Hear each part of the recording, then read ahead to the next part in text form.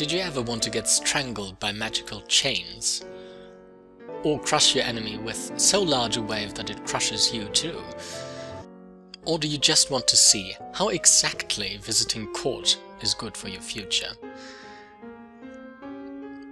Maybe you just want to skip classes and get directly to the next week. So I really enjoyed Long Live the Queen, and if you are a bit like me, you'll want to learn more about what crazy options you missed on your playthrough. But the game is so complicated that you'd have to play a bazillion times to see everything.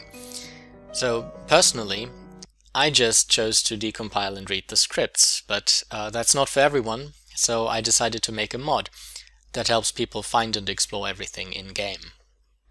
So with this mod, whenever something depends on your skill or your past choices, you'll get a menu, so you can go with the option that interests you most, and if you wish you can go back afterwards via scroll wheel and explore the other options as well. I also made some of the hidden values, the hidden stats, so like army size or lassie, so the amount of money you have, or commoner approval or noble approval, more transparent, by displaying them to you whenever they change their value or affect the story. So this is an early scene. You're together in the garden with Charlotte, your cousin, and depending on whether or not you let Juliana stay, different things can happen. So I let Juliana stay, so let's go with this choice for the minute. Then she comes out into the garden, rushes at you, she has a sword in hand, and this as well because there's a snake. So you can try to hold still, and depending on whether or not you fail a composer check, different things happen. If we fail the composer check, then we will annoy the snake, agitate the snake, and the snake will bite our cousin. So, now we can go back with the scroll wheel and explore what happens if we succeeded at the skill check. So, let's hold still again, and let's succeed at the skill check. Now Juliana will just swing a sword and strike the snake dead, and nobody will get bitten. But what if she wasn't there at all? So, what if I send her away or imprisoned her? Then she's not there to save the day, but we will actually notice the snake ourselves. And depending on a reflex check that we do now, different things happen. And if we fail the reflex check, that's actually the most interesting choice. Now, we will get bitten ourselves.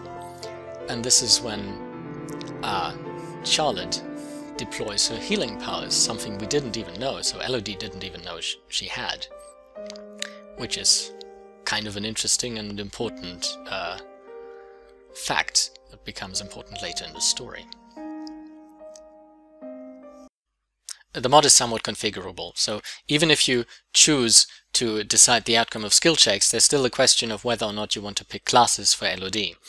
So one option is to skip class selection altogether, so Elodie won't have any skills, but you will always get this menu choice. The other option is to do pick classes for Elodie, and then there will also be this menu, but then there will be clearly marked which option is the cheat option and which option is the honest option that corresponds to your actual skills. Concerning the hidden stats, you can, so stats like commoner approval or the money you have or the army size, you can choose to display them, and you can also choose to affect the outcome of checks made towards these values. And the same holds true for story flags, so you've already seen what happens when you choose to control them, so you can choose whether or not Juliana is at court or not 1 week after you have actually made the choice in-game, so you will be presented with a menu. You can also choose to not have these menus and just see the changes that are made to these flags, or you can choose to hide them altogether. Installing the mod is real easy. You have to put one file into your game directory, that is longlivethqueen/game. And this file is statHooks.rpy, a link to which you'll find in the description. To uninstall the mod, you'll have to delete this file again and delete the compiled version of the file if it exists, so the game creates it as soon as you run it. After installing the mod, you'll have to start a new game, so it's not compatible with old saves. If you find any bugs or if the mod seems to be incompatible with your version of the game, please let me know, so I can fix it. Easiest for me is if you just post in the thread in the Steam community forums.